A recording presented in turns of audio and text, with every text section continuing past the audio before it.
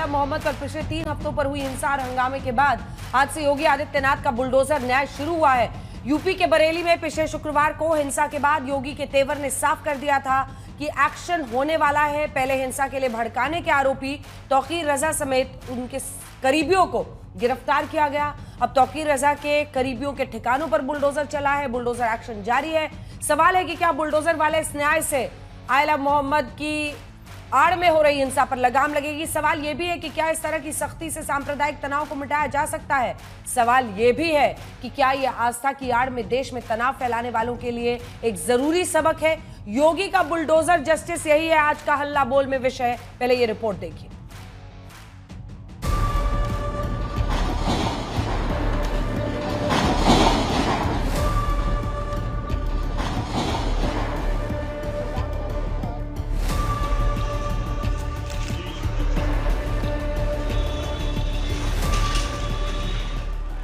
Denting painting करनी पड़ेगी। बरेली की हिंसा के बाद योगी आदित्यनाथ के शब्द यही थे। ये बुलडोजर एक्शन योगी के उसी डेंटिंग पेंटिंग का हिस्सा है। जिन संपत्तियों पर बुलडोजर चला है उनमें नगर निगम की जमीन पर बना अवैध गोदाम शामिल है। आरोपों के मुताबिक समाजवादी पार्टी के सभासद ओमान रजा ने नगर निगम की जमीन पर कब्जा कर अवैध गोदाम बनाया था। कुछ लोग हैं जिनको शांति अच्छी नहीं लगती, कल्याण अच्छा नहीं लगता, कल्याण अच्छा नहीं लगता। जब भी कोई हिंदू पर्व और त्योहार आता है उनको गर्मी आने लगती है और उनकी गर्मी को शांत करने के लिए हमें डेंटिंग पेंटिंग का सहारा लेना पड़ता है। पिछले शुक्रवार को बरेली में हुई हिंसा को उकसाने के मुख्य आरोपी मौलाना तौकीर रजा के करीबियों के ठिकानों पर योगी सरकार का बुलडोजर चला है। शुक्रवार को जुमे की नमाज के बाद जो फसाद हुआ उसके बाद प्रशासन ने अपनी कार्रवाई शुरू कर दी है और ये बुलडोजर के पंजे ने उस नगर निगम की जमीन पर कब्जा कर बनाए गए गोदाम को ढा दिया है, उस दीवार को ढा दिया है जिसको खड़ा करके नगर निगम की बेशकीमती जमीन पर कब्जा किया गया था और अंदर ई रिक्शा गोदाम बनाया गया था। ई रिक्शा खड़े होते थे बिना इलेक्ट्रिसिटी के, 4 मीटर के वहां पर ई रिक्शों को चार्जिंग पॉइंट बनाए गए थे। कहा जा रहा है कि मौलाना तौकीर रजा के करीबी का ये इलाका है, ये तौकीर रजा के करीबी के द्वारा ये कब्जा किया गया था और जिस पर ये बुलडोजर का एक्शन है। बुलडोजर एक्शन के अलावा पुलिस ने बरेली हिंसा के आरोपी ताजिम को मुठभेड़ के बाद पकड़ा है। बरेली हिंसा में दर्ज हुई 10 एफआईआर में से एक में ताजिम का नाम शामिल है। सितंबर के पहले हफ्ते के बाद से ही बरेली समेत यूपी के कई शहरों, महाराष्ट्र और उत्तराखंड जैसे राज्यों तक आई लव मोहम्मद के नाम पर हिंसा और विरोध प्रदर्शन देखे जा रहे थे। और ऐसे में बरेली में हिंसा फैलाने के मुख्य आरोपी बनाए गए तौकीर रजा पर योगी सरकार का एक्शन बता रहा है कि सरकार ने हिंसा को बिल्कुल बर्दाश्त न करने का अल्टीमेटम दे दिया है। बरेली हिंसा में तौकीर रजा और उसके कई सहयोगी पहले से गिरफ्तार हैं। तौकीर के 70 अन्य सहयोगियों की लिस्ट बन चुकी है जिन पर पुलिस धरपकड़ कर रही है। पुलिस ने तौकीर के बेहद करीबी नफीस खान और उसके बेटे को दबोचा है। आरोपों के मुताबिक नफीस तौकीर रजा के व्हाट्सएप संदेशों को वायरल करने में शामिल था। नफीस खान तौकीर रजा की संस्था आईएमसी का राष्ट्रीय प्रवक्ता है। लगातार दबिश दी जा रही थी, गिरफ्तारियां की जा रही थी। इसमें आज का यदि फिगर बताया जाए तो टोटल 73 गिरफ्तारियां हो चुकी हैं, जिनमें से जो लास्ट जो गिरफ्तारी अभी जो लेटेस्ट हुई है उसमें मुठभेड़ के उपरांत गिरफ्तारी हुई है और एक गौकश, अभ्यस्त गौकश जो पहले जेल जा चुका है गौकशी में और गैंगस्टर एक्ट के अंतर्गत भी इसके बाएं घुटने में गोली लगी है। इस बीच योगी सरकार के तेवरों को देखते हुए तौकीर रजा के कुछ करीबी ये दावा करने लगे हैं कि उन्हें मौलाना के इरादों की जानकारी नहीं थी। तौकीर रजा साहब हमारे घर रुके थे, लेकिन हमें नहीं पता था कि वो किस इरादे से आए हैं या फिर क्यों आए हैं, शहर का माहौल क्या है। जब वो हमारे घर आए तो हमने उन्हें एक मेहमान की तरह बुलाया अपने घर में और अब कहा जा रहा है कि हम बिल्कुल आरोपी बना दिया है। मेरे पापा को, भाई को गिरफ्तार कर लिया गया है। आई लव मोहम्मद के नाम पर हुई तनातनी से अचानक से देश में तनाव फैल गया। लेकिन महाराष्ट्र से लेकर यूपी तक, खासकर बरेली में योगी के बुलडोजर एक्शन के बाद एक लक्ष्मण रेखा तो खिंची गई है। ब्यूरो रिपोर्ट आज तक। आरोप ये लगता है कि क्या ये बुलडोजर एक्शन संविधान संगत है, और इसी के साथ साथ बहुत सारी चर्चाएं इस बात को लेकर होती हैं कि क्या योगी के इस इंस्टेंट जस्टिस, बुलडोजर जस्टिस से जो स्थिति है वो बेहतर होगी। इस बीच जो खबर आ रही है उसके मुताबिक आपको बता दें, बरेली हिंसा का आरोपी मुठभेड़ के बाद गिरफ्तार किया गया है और उसी का वीडियो आप इस वक्त देख रहे हैं। मुठभेड़ के बाद ताजिम को दबोचा गया है और पुलिस ने उसे अरेस्ट किया है। एक तमंचा, 4 कारतूस, एक बाइक बरामद। अब सोचिए कि आखिर मंशा क्या थी, और अगर अब तक 70 से ज्यादा लोग गिरफ्तार किए जा चुके हैं तो स्थिति क्या संकेत दे रही है। गौहत्या के मामलों में पहले से ही केस दर्ज थे शख्स पर, और अब इस ताजिम को ये देखिए एनकाउंटर में जहां पर उससे चोट लगी है पैर में, उसके बाद पुलिस उसको वहां से ले जा रही है।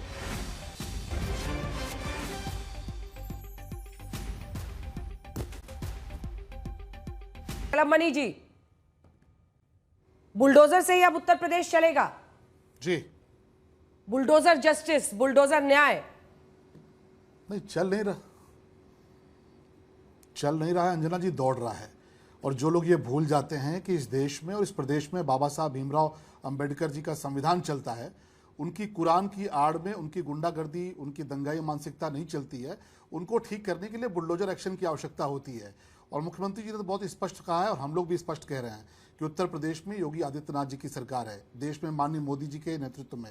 अगर कोई भूल जाता है कि ये दंगाइयों के मुकदमे वापस लेने वालों की सरकार है, दंगाइयों को समर्थन देने वालों की सरकार है, तो उसको याद दिलाने के लिए उसकी 7 पुश्तों को याद रहे, इसलिए बुलडोजर एक्शन भी जरूरी है। और जो एनकाउंटर पॉलिसी है वह भी जरूरी है कि अगर कोई पुलिस पर गोली चलाएगा तो गोली खाएगा। ये सरकार अपराधियों की और दंगाइयों की गोली झेलने के लिए नहीं बैठी है कि आप जब चाहेंगे अराजकता करेंगे, जब चाहेंगे आप एक धर्म की आड़ में, अपने मजहब की आड़ में उत्तर प्रदेश को आग में झोंकने की कोशिश करेंगे। अगर कोई मजहबी हिंसा करने का प्रयास करेगा, कोई दंगा करने का प्रयास करेगा, कोई उपद्रव करने का प्रयास करेगा, तो ऐसा इलाज करेंगे कि उसकी 7 पुश्तें याद करेंगी। और अभी जो दंगाई पकड़े गए हैं, जो गिरफ्तार किए जा रहे हैं, आपने अपने टीवी चैनल पर दिखाया कि बहुतों को तरस आ रहा है कि हमने गलती क्यों की, बहुतों को पश्चाताप हो रहा है। तो उत्तर प्रदेश में दंगा नहीं होने देंगे, उत्तर प्रदेश में आम लोगों की जिंदगी से खिलवाड़ नहीं होने देंगे। उत्तर प्रदेश में कोई दंगाई, कोई मजहबी कट्टर अगर सोचता है कि पुलिस पर हमला करके भाग जाएगा, तो उसका इलाज करेंगे, और ऐसा इलाज करेंगे कि उसको हमेशा याद रहेगा। और इसीलिए कार्रवाई हो रही है। मैं धन्यवाद देना चाहूंगा, पुलिस को बधाई देना चाहूंगा, किस प्रकार के उपद्रवियों की, दंगाइयों की, चरमपंथियों की, कट्टरवादियों की, कि जिस प्रकार से कार्रवाई हो रही है उनके खिलाफ, उनके विरुद्ध जिस प्रकार का एक्शन हो रहा है, उत्तर प्रदेश की पुलिस, उत्तर प्रदेश की सरकार बहुत बधाई की पात्र है। ऐसे लोगों के साथ ऐसे ही निपटना चाहिए, क्योंकि ये ऐसी भाषा समझते हैं और कोई भाषा समझते नहीं। और बाबा साहब भीमराव अंबेडकर जी का संविधान हमें इस बात की इजाजत देता है कि दंगाइयों का इलाज इसी प्रकार से किया जाए, करते रहेंगे। वकील, दलील, अदालत, अब इसकी जरूरत है यूपी में या नहीं है? नहीं, बिल्कुल है। वकील भी हैं, हाई कोर्ट भी खुली है, सुप्रीम कोर्ट भी खुली है, लोअर कोर्ट भी खुली है। जिनको जाना है चले जाएं, जाते रहे। हमने जब पोस्टर चिपकाया था तब भी कहे थे कि भाई पोस्टर नहीं चिपका सकते, पोस्टर भी चिपका, इलाज भी हुआ। आज भी अदालतें खुली हैं, आप जाइए। लेकिन आपको इस बात की इजाजत नहीं दे सकते कि आप आई लव मोहम्मद का पोस्टर लेकर निकलें, बेकसूरों की जान के साथ खिलवाड़ करें, पुलिस पर हमला करें, थाने पर हमला करें, बम चलाएं, असलहे लेकर आए। पहले संभल में किया, आज बरेली में कर रहे हैं। बाबा साहब भीमराव अंबेडकर जी का संविधान ही इस बात की इजाजत देता है पुलिस वालों को कि अगर कोई पुलिस पर गोली चलाएगा तो गोली खाएगा, अगर पुलिस के साथ उपद्रव करेगा तो बुलडोजर चलेगा, उसकी प्रॉपर्टी जब्त होगी। और इसलिए हम कह रहे हैं कि जिनको जाना है जाएं, वो जाते रहें, पर यह कार्रवाई रुकेगी नहीं। और ऐसा इलाज करेंगे कि दंगा करना भूल जाएंगे। ये उत्तर प्रदेश है, उत्तर प्रदेश दोबारा इनको याद दिलाना पड़ता है कि उत्तर प्रदेश में योगी जी की सरकार है। अगर आपने उपद्रव करने का प्रयास किया तो बरेली केवल एक आपके लिए नजीर है। अगर आपने सर उठाया तो इस प्रकार की दंगाई मानसिकता का सर हम कुचलने का मादा रखते हैं, और एक बार नहीं 100 बार कुचलेंगे। इससे पहले कि मैं अन्य मेहमानों के पास जाऊं, एक आखिरी सवाल है। आप बार बार कह रहे हैं कि जो ऐसा करता है उसका इलाज भी हम करते हैं, तो इस इलाज जो आप बार बार कह रहे हैं, इस इलाज का कोई ऑफिशियल एसओपी बनाया आप लोगों ने? क्या है इलाज का मतलब?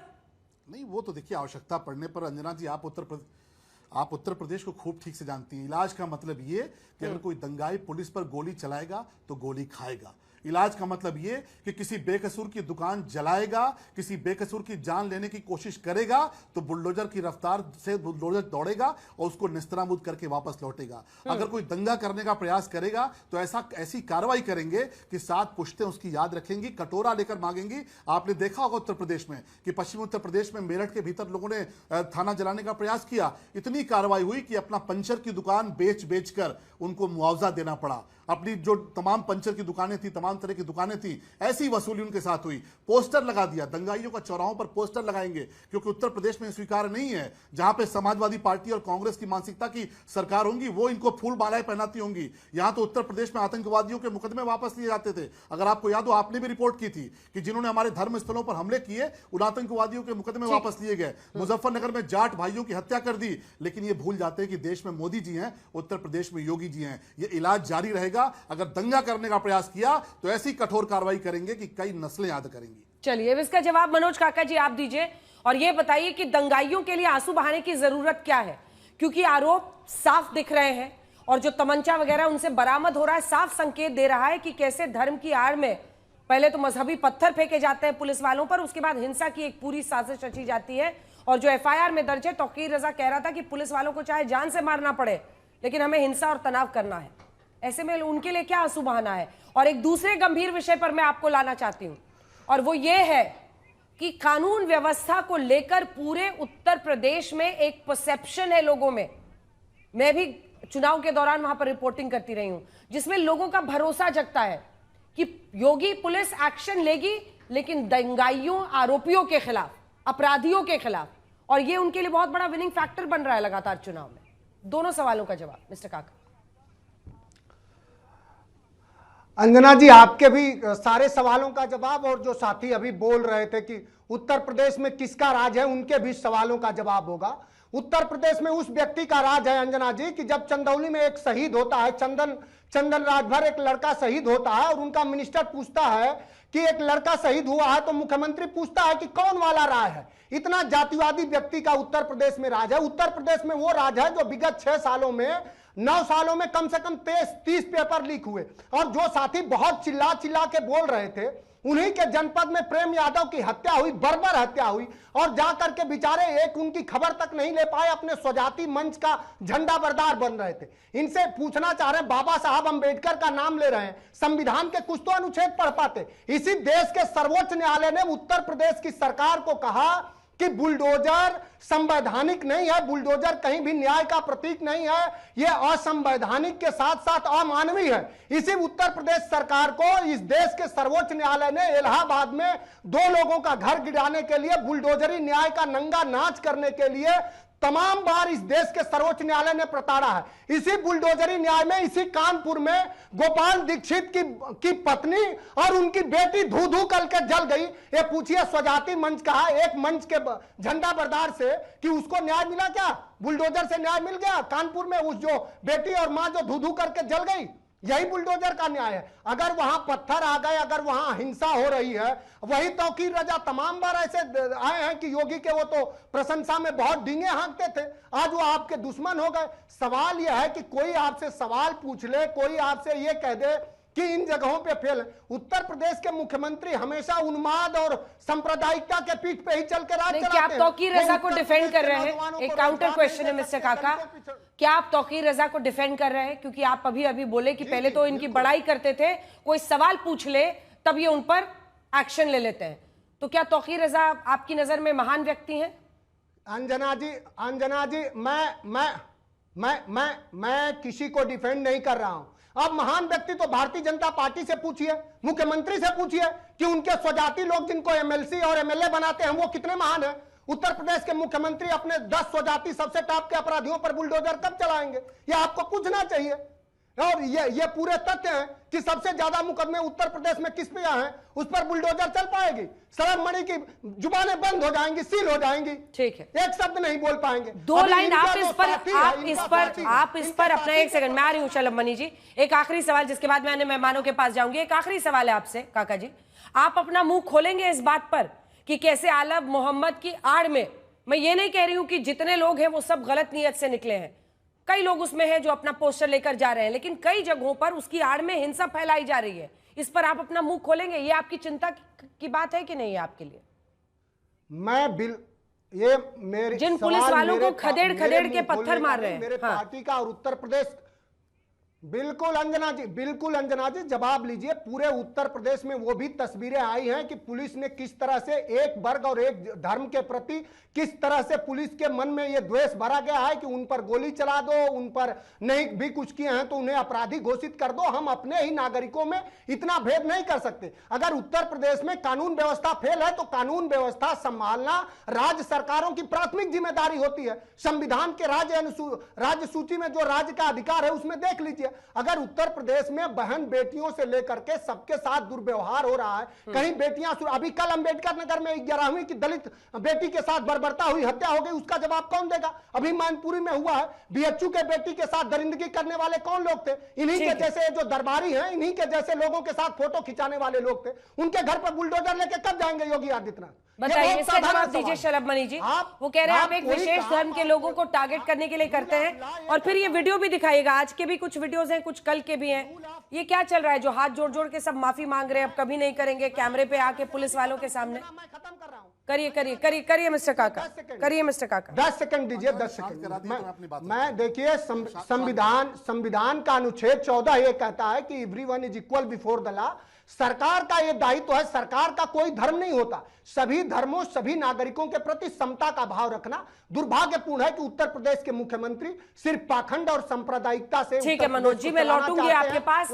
जानते हैं सारी दुविधा यही है कि हर व्यक्ति कानून के सामने धर्म का नहीं होता, बराबर माना जाए, लेकिन राजनीतिक पार्टियों के सामने ना सब उलट पुलट हो जाता है। और हर राजनीतिक पार्टी की अपनी एक अलग कहानी है, अलग धारा है, क्योंकि संविधान और कानून के सामने तो सबको बराबर माना जाता है, लेकिन पॉलिटिकल पार्टी के सबके अपने अपने दायरे होते हैं और अपना अपना मेजरिंग टेप होता है। शलभ मणि जी, सिर्फ एक धर्म के लोगों के पीछे आपका बुलडोजर भागता है। अपराध की घटनाएं जो बच्चियों महिलाओं के खिलाफ हो रही हैं, उन सब पर पर्देदारी बड़ी अच्छी हो जाती है जब योगी के बुलडोजर का धमाधम गीत चलता है, गाना चलता है, और आप लोग उसमें राग अलापते हैं। अंजना जी, मैं आपसे सिर्फ इतना कहूंगा कि मैं 4 शब्द लेता हूं: चरमपंथी, कट्टरपंथी, उपद्रवी, दंगाई। आपको किसकी शक्ल याद आती है? किसकी शक्ल नजर आती है? और जो ये कर रहे हैं उनके खिलाफ कार्रवाई कर रहे हैं बिना धर्म देखे, बिना उनका मजहब देखे, बिना उनका पंथ देखे। लेकिन दुख इस बात का है कि जो लोग संविधान की दुहाई दे रहे हैं, जब सचिन जाट और गौरव जाट 2 भाई अपनी बहन को बचाते हुए मारे जाते हैं, तो संविधान की दुहाई देने वाले दंगाइयों के साथ खड़े थे, सचिन जाट और गौरव जाट के साथ नहीं खड़े थे। अयोध्या में मोईद खान जैसा जो चरमपंथी है, जब एक दलित की बेटी के साथ बलात्कार करता है, छोटी बच्ची प्रेग्नेंट हो जाती है, उस दलित बच्ची के साथ नहीं खड़े थे। इनके अवधेश कुमार जाके उसको देखने भी नहीं गए, तब किसके साथ खड़े थे? चरमपंथी के साथ। प्रयागराज के भीतर एक चरमपंथी एक यादव बच्चे की हत्या कर देता है, तब उस यादव बच्चे के साथ नहीं खड़े थे, तब संविधान याद नहीं आता, तब जाके चरमपंथी के साथ खड़े जाते हैं। और देखिए बिलबिलाट देखिए, इनको रोकिए अंजना जी, इनको रोकिए अंजना जी, इनको रोकिए अंजना जी, इनको रोकिए, रुक जाइए अंजना जी, इनको रुक जाइए, बारी बारी से, बारी बारी से, इनको रोकिए, इनको संविधान नहीं। अंजना जी, आप इनकी बात पर मैंने कुछ टोका? इनको संविधान भूल जाता है कि जब दशाश्वमेध घाट पर हमला होता है उसमें पिछड़े मारे जाते हैं, दलित मारे जाते हैं, हिंदू मारे जाते हैं। जब अयोध्या में हमला होता है और जो हमला करने वाले आतंकवादी वलीउल्लाह, जिसको फांसी की सजा बाद में हुई, उसके मुकदमे वापस लेने वाले, संविधान का बाखौल उड़ाने वाले ये समाजवादी पार्टी के लोग हैं, जो मंदिर का विरोध करते रहे, जो लाठियां चलवाते रहे। अयोध्या में इन्होंने खून बहा दिया, हिंदुओं पर खून बहा दिया। आज इनको संविधान दिख रहा है? जब हिंदुओं पर गोली चलवाई, जब पूरी की पूरी जो है अयोध्या नगरी को लाल कर दिया, तब नहीं पीड़ाई। लेकिन जब कोई चरमपंथी पे कार्रवाई होती है, जब कट्टरपंथी पे कार्रवाई होती है, आतंकवादी पे कार्रवाई होती है, खान साहब, उनके रिश्तेदारों से ज्यादा ये सपाई बिल लाते हैं। खान साहब, अगर इस बुलडोजर एक्शन से एक सख्त संकेत और सख्त संदेश दिया जा रहा है जी, और इसकी लोकप्रियता है इसीलिए तो वो करते हैं। चुनाव के बाद लोग बुलडोजर लेके, छोटे वाले खिलौने वाले बुलडोजर लेके जश्न मना रहे थे। लोकप्रियता भी इस पर है और इसी के आधार पर एक संदेश भी वो देते हैं। गलत है क्या ये? नहीं, बिल्कुल गलत है, सही नहीं है। देखिए, सबसे पहले तो मैं तौकीर रजा साहब, जो मौलाना अपने आप को कहते हैं, उनके इस हरकत को मैं कंडेम करता हूँ। आपको खड़े होकर के जुमे के दिन क्यों किया आपने? आप अलग से अगर राजनीतिक दल चलाते हैं, वो राजनीतिक पार्टी हैं, वो उनको मौलाना मत कहिए। वो राजनीतिक दल एक है, उसको चलाते हैं, और जब समय आता है एमएलए एमपी का तो टिकट भी मांगते हैं दूसरे दलों से। बीएसपी में आप थे, तब भी थे क्या वो? तब भी थे वो। हाँ, हम लोगों ने, आप लोगों ने भी कुछ नहीं किया उनके खिलाफ? ऐसी क्या मजबूरी है राजनीतिक पार्टियों की कि ये शख्स हमेशा इतने जहरीले बयान देता रहा है? बीएसपी राज में भी बताया गया था कि एक्शन लेने की तैयारी थी, लेकिन फिर सब फिसट दी। नहीं, बीएसपी डरते हैं क्या आप लोग ऐसे? बीएसपी राज में तो कोई सर नहीं उठा सकता था इस तरह से। आज 8 साल हो गए, 9 साल होने जा रहे हैं योगी आदित्यनाथ जी को। अब आप कह रहे हैं बुलडोजर बुलडोजर बुलडोजर, कहाँ भय दिखाई दे रहा है? कहीं दिख रहा है 9 साल में? कानून व्यवस्था कहीं सही है 9 साल में? नहीं सही है। और दूसरी बात मैं कह रहा हूं, अगर तौकीर रजा जिम्मेदार है इसके, तो तौकीर रजा के मकान पर बुलडोजर क्यों नहीं चला? क्यों उन मासूम बच्चों पर चल रहा है जो बेचारे खाली शामिल हो गए थे?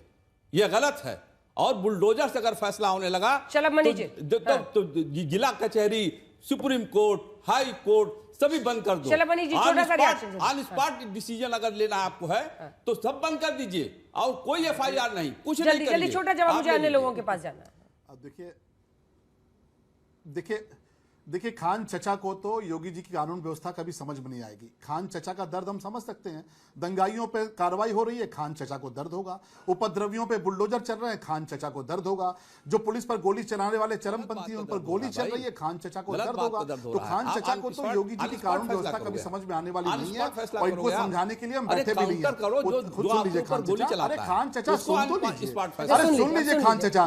पंचर की दुकानों को जब्त करके कुर्की कर देंगे। पंचर, सुन लीजिए, दंगा करने वालों की पंचर की दुकानों को जब्त करके कुर्की कर देंगे। पब्लिक प्रॉपर्टी को नुकसान कराए तो वसूली कर लेंगे। और खान चचा पोस्टर लगा देंगे दंगाइयों के। इस फिराक में मत रहिएगा कि ये सपा बसपा की सरकार है। यहां जो दंगाई सर उठाता है उसका सर कुचलना हम लोग जानते हैं। और उत्तर प्रदेश की महान जनता को बार बार प्रणाम है कि उन्होंने हमें आशीर्वाद इसी बात का दिया है कि अगर दंगा करोगे तो कार्रवाई करेंगे।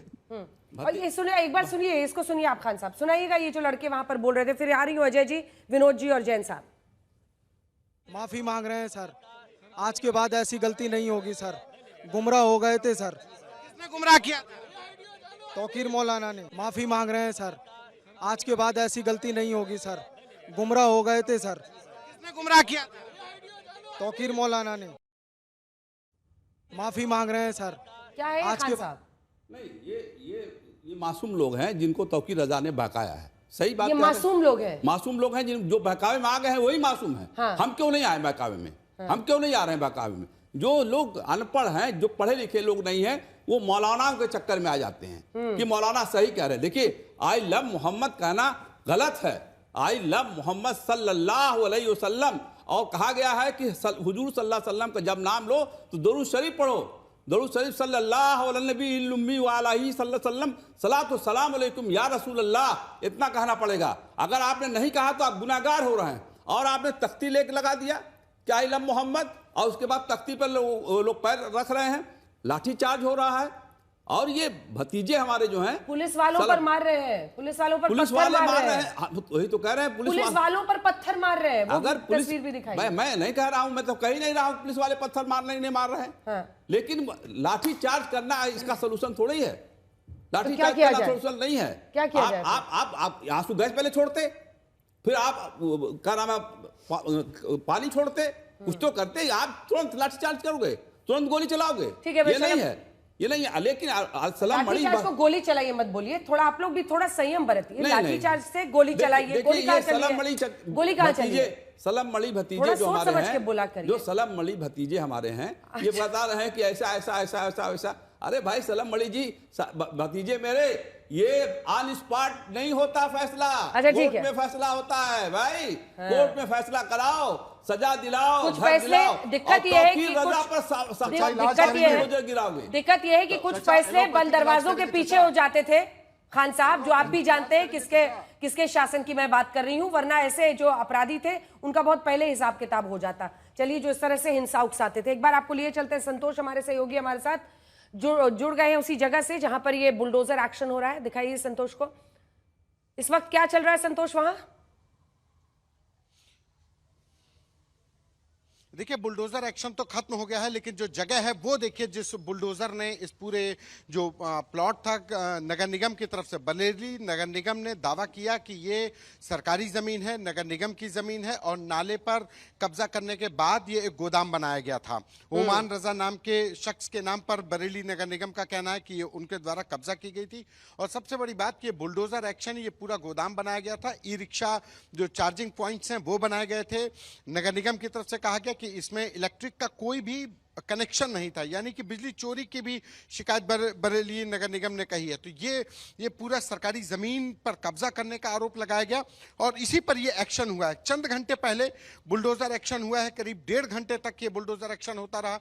पूरी इमारत को जो गोदाम बनाया गया था, गेट बनाया गया था, उसको ढा दिया गया। बुलडोजर एक्शन लगातार ये करीब 1.5 घंटे तक के बाद इस गोदाम को मिट्टी में मिलाया गया और लगातार शुक्रवार की जुमे की नमाज के बाद जिस तरीके से एक्शन हो रहा है और उसके बाद सीलिंग हो रही है, मौलाना तौकीर रजा के करीबियों के ऊपर सीलिंग हो रही है, और उसके बाद अब आज से बुलडोजर और सीलिंग का कार्रवाई एक साथ शुरू हुई है। जी अंजना जी। और ये धन्यवाद संतोष, ये तस्वीरें दिखाने के लिए और जो बुलडोजर एक्शन के पास बाद जो वहां की हालत है वो दिखाने के लिए। ओमान रजा, मुझे बताया जा रहा है मनोज काका जी आपकी पार्टी से जुड़ा हुआ है, सच है?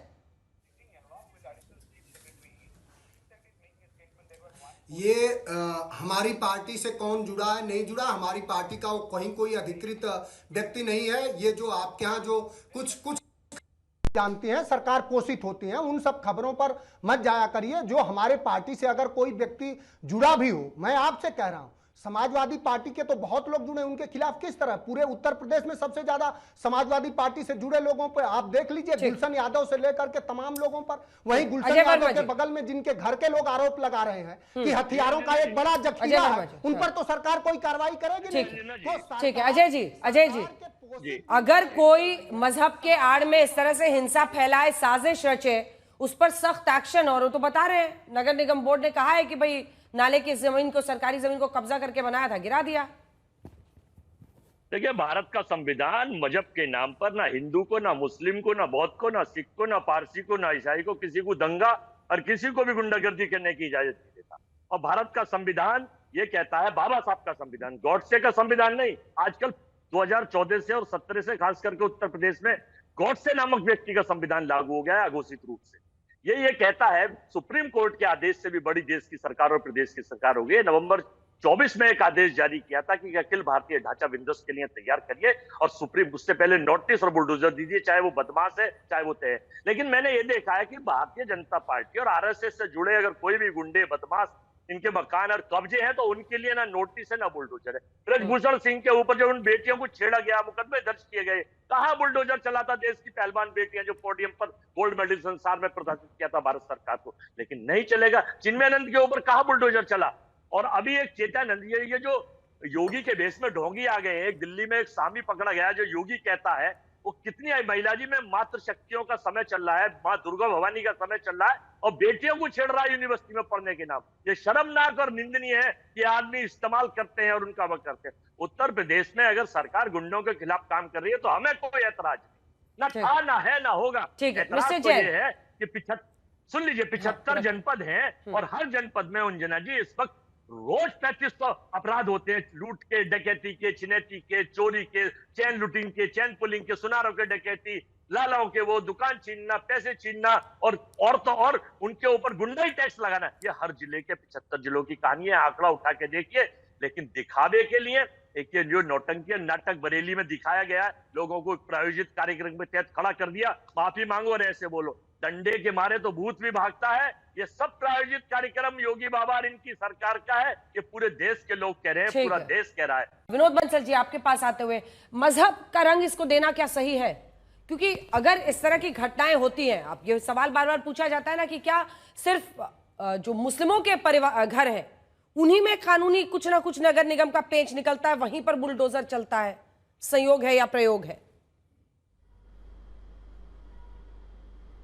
अंजना जी, दो बातें। देखिए, इसका मजहब से तो लेना देना है, मैं मानता हूं इस बात को, लेकिन साथ ही साथ ये बताइए कि आखिरकार ये जो लार्जर कॉन्स्पिरेसी है, बाकी डिटेल एनालिसिस आपने कर लिया। मैं कहना चाहता हूँ, ये जो आइलम मोहम्मद जब से शुरू हुआ है, मैं आज से पहले तो कभी नहीं देखा था।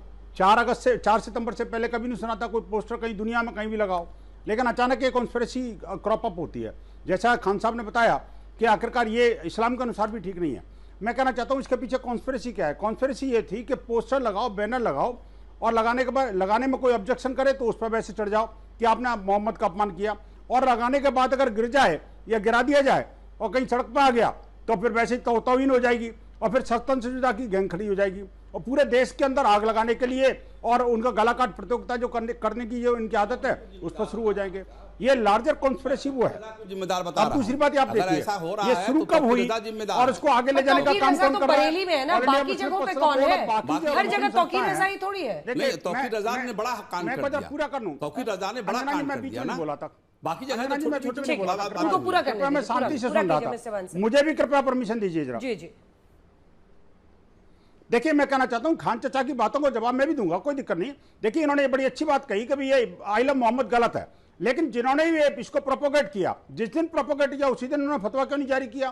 क्या मुस्लिम उलमा क्यों नहीं खड़े हुए भाई कि ये मोहम्मद की तौहीन है? मैं तो कहता हूं ऐसे भी तौहीन और वैसे भी तौहीन होने वाली है, क्योंकि जिस तरह से जब पोस्टर लगेंगे तो नेचुरली जमीन में गिरेंगे, नाली में भी जाएंगे, जैसा एक मौलाना ने कहा भी है। इस बात को गंभीरता से इन समुदाय के लोगों को लेना चाहिए।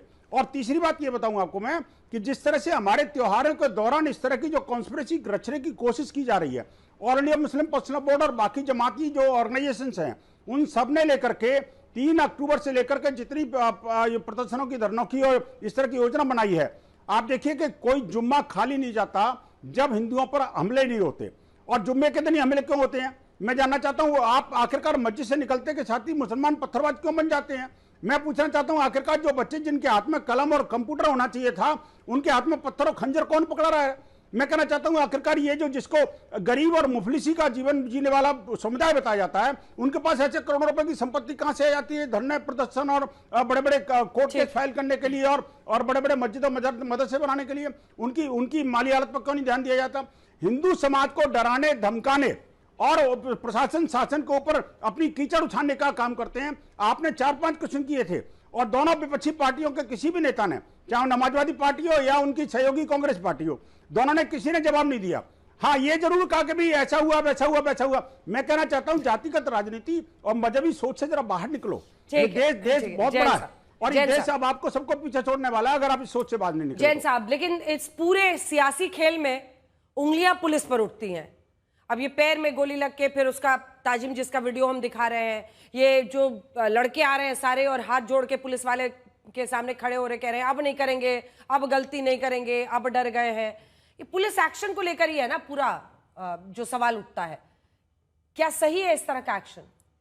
क्या बुलडोजर एक्शन आपको न्याय संगत लगता है? क्या इसके जरिए कानून व्यवस्था संभाली जा सकती है? क्या इसका कोई एसओपी बना दिया है यूपी पुलिस ने? है क्या सर ये? देखिए, नंबर 1, बुलडोजर एक्शन पुलिस नहीं लेती है। पुलिस वहां पर लॉ एंड ऑर्डर मेंटेन करने के लिए रहती है। नगर निगम अगर कोई डिमोलिशन ढा रहा है तो वो पुलिस से पुलिस बल की मांग करता है और पुलिस बल उपलब्ध कराया जाता है। इसी तरीके से जो डेवलपमेंट अथॉरिटीज हैं, जब वो कोई एनक्रोचमेंट हटाती हैं तो उसमें पुलिस बल के लिए बाकायदा लिखापढ़ी में मांग की जाती है और लिखापढ़ी में ही उसको उपलब्ध कराया जाता है। जैन साहब, इस एक काउंटर क्वेश्चन है सर। इस तरीके से मुझे पता है कि ये जब कोर्ट में पूछा जाएगा तो सारे पेपर्स तैयार रहते हैं, और मुझे ये भी पता था आप कहेंगे कि भाई नगर निगम वाले गिराते हैं, वहां पर सिर्फ बंदोबस्त लगती है पुलिस की। लेकिन मेरा प्रश्न आपसे ये है कि केस हो रहा है तौकीर रजा के खिलाफ, उसमें तो नगर निगम इन्वॉल्व नहीं है ना, लेकिन उसी का घर अगले दिन गिरेगा या उसके करीबी का घर गिरेगा, ये कोऑर्डिनेशन कैसे हो जाता है नगर निगम और पुलिस के बीच में? देखिए, मेरा एक मानना है, मैं बरेली में एसपी सिटी रहा हूं, मैं आपको बताऊं, और लंबे समय रहा हूं। इसको बरेली शरीफ कहा जाता है। एक बांस बरेली कहा जाता है, रायबरेली, और इसको कहा जाता है बरेली शरीफ। यहाँ पे हिंदुओं के त्योहारों की शुरुआत मुस्लिम्स कराते हैं। मैं प्रत्यक्षदर्शी हूँ, और जो मुस्लिम्स के त्योहार हैं उनकी शुरुआत हिंदू कराते हैं, और एक दूसरे के धार्मिक स्थल बनवा रखे हैं। ये कभी इस टाइप की गतिविधियां वहां पर नहीं होती थी। ये कुछ लोग हैं जो अनावश्यक इसमें आग लगाने का प्रयास करते हैं। मेरा ये मानना है। मेरा सवाल जैन साहब कुछ और था। अगर आप नहीं उसको समझ पाए तो मैं पुनः समझाती हूं। मेरा आपसे ये कहना है कि ये तय है कि नगर निगम ही नोटिस देगा, नगर निगम ही गिराएगा, बुलडोजर लेकर जाएगा, बंदोबस्त पुलिस की तरफ से वहां पर लगेगा। लेकिन तौकीर रजा के खिलाफ मामला चल रहा है, एफआईआर दर्ज है, उसने भड़काया, कहा पुलिस वालों की जान भी जाए तो जाए, यहां हिंसा फैलानी है। ये कोऑर्डिनेशन कैसे हो जाता है कि अगले दिन नगर निगम का बुलडोजर पुलिस जिस केस को परस्यू कर रही है उसी के आरोपी के घर या उसके सहयोगियों के घर पहुंचता है? ये कोऑर्डिनेशन क्या लीगली होता है, कैसे होता है, इसका कौन सा पेपर होता है? देखिए, हर जो एनक्रोचमेंट किया जाता है इसकी फाइल कंसर्निंग डिपार्टमेंट में मेंटेन रहती है, चाहे वो डेवलपमेंट अथॉरिटी हो चाहे नगर निगम हो, सब नोटिसेस इशू होते हैं। ठीक है। सुप्रीम कोर्ट ने गाइडलाइंस इशू की है। हाँ। और सुप्रीम कोर्ट की गाइडलाइंस में बिल्कुल क्लियर कट है हाँ। कि इनका पालन होगा और उसके पालन के उपरांत ही कोई कार्रवाई होगी। ठीक है, तो जैन साहब आप बता रहे हैं कि सारे पेपर्स तैयार रहते हैं और नगर निगम के अगर रूल्स को नहीं फॉलो कर रहा है तो पुलिस ये इंटीमेशन भेजती होगी ना, ये जानकारी भेजती होगी नगर निगम को कि भाई इसके पेपर निकालो, इन लोगों के पेपर निकालो। कुछ तो कोऑर्डिनेशन होता होगा ना जैन साहब?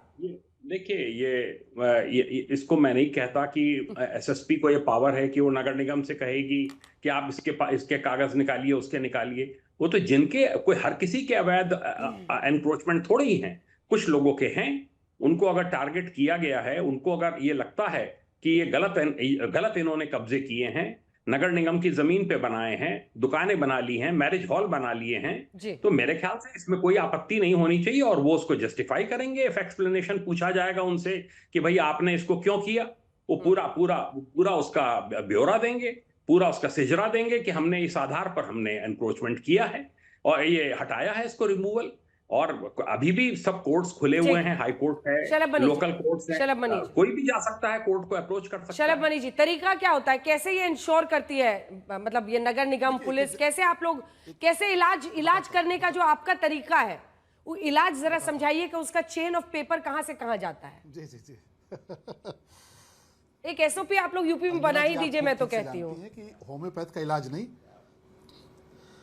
बन गया है ना, बन गया तभी तो आपको दिख रहा है। आप देखिए 1 घंटा इतना महत्वपूर्ण आप आज तक का लेकर उस पर डिबेट कर रही हैं, तो एसओपी बनी हुई है। उत्तर प्रदेश में योगी जी की सरकार होम्योपैथ का नहीं एलोपैथ का इलाज करती है और विशेषकर जो दंगाई हैं, चरमपंथी हैं, उनका। एक जैन साहब बहुत शानदार अफसर रहे हैं, लेकिन अगर आप इनसे पूछेंगी तो 2017 के पहले हर शुक्रवार आतंक का पर्याय होता था उत्तर प्रदेश की जनता के लिए। जिले जिले में शुक्रवार को अतिरिक्त फोर्स लगानी पड़ती थी, अतिरिक्त पुलिस बल लगाना पड़ता था और उत्तर प्रदेश की जनता जब शुक्रवार बीत जाता था तो चैन की सांस लेती थी। मंगलवार को नहीं लगानी पड़ती थी, मंगलवार को पुलिस भी नहीं लगानी पड़ती थी, कहीं कोई दहशत भी नहीं होती थी। लेकिन 2017 के बाद से योगी आदित्यनाथ जी ने जब होम्योपैथ की बजाय एलोपैथ का इलाज किया तो मंगलवार और शुक्रवार दोनों दिन अमन चैन रहने लगा, कोई अतिरिक्त पुलिस बल लगाने की आवश्यकता नहीं पड़ी, सब कुछ शांति से गुजरने लगा। जहां तक आपने पूछा एसओपी क्या है, तो चूंकि जैन साहब रिटायर हो गए, बहुत सम्मानपूर्वक कह रहा हूं, योगी जी की सरकार ने बहुत 1 क्लिक सिस्टम बना रखा है।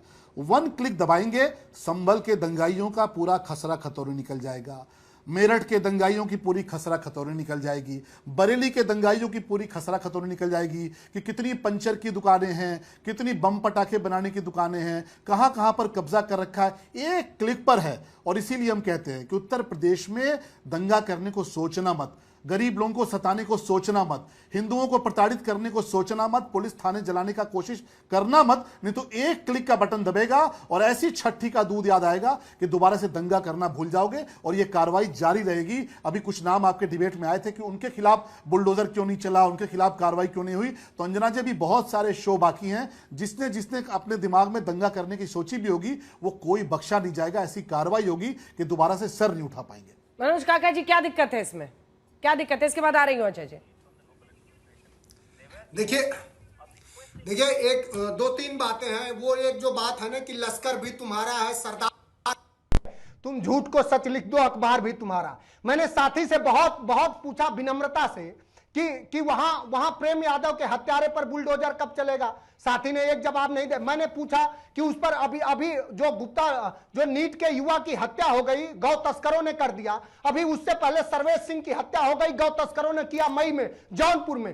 पूरे उत्तर प्रदेश में गौ तस्करों का बोलबाला है, मुख्यमंत्री जी के स्वजातीय अपराधियों का बोलबाला है। उसके घर पर बुलडोजर कब चलेगा जिनके घर के लोग ही एक बेटी न्याय मांग रही है। उसी दिल्ली से एक विधायक की बेटी न्याय मांगी कि हमारे घर पे हथियारों का जखीरा है। तो बताइए उस जखीरे से, और इस देश में सबसे पहला उन्माद और सबसे पहले जिहाद तो गोंडसे ने फैलाया कि पूज्य गांधी की 30 जनवरी 1948 की हत्या कर दिया।